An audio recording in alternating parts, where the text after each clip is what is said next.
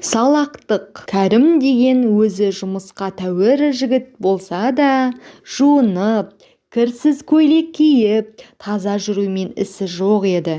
Әркім айтушы еді: «Саған не болды, Кәрім? Бойыңнан кіріңді ағызып жүргенше жуынсаң болмай ма?» деп. «Қолым тимейді» деуші еді. Сөйтіп жүріп, тұла бойын шихан қаптап, қотыр болды.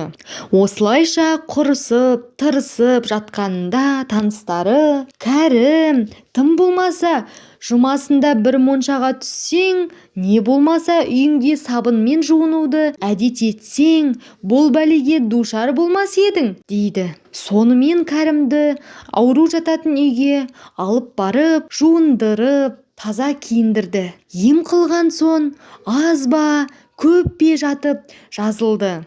Мұнан шыққан соң Кәрім бір зауытқа барып жалданыпты. Өздеріңізге белгілі шығар, зауыттағы нәрселерді бояйтын бояулардың қай-қайсысы да улы болады. Бір күні қожасы Кәрімге бір бояуды араластырып қой деп беріпті. Араластырып отырып, кәдімгі үйренген қалбынша қолын жумастан барып, тамаққа отырып, нан жепті.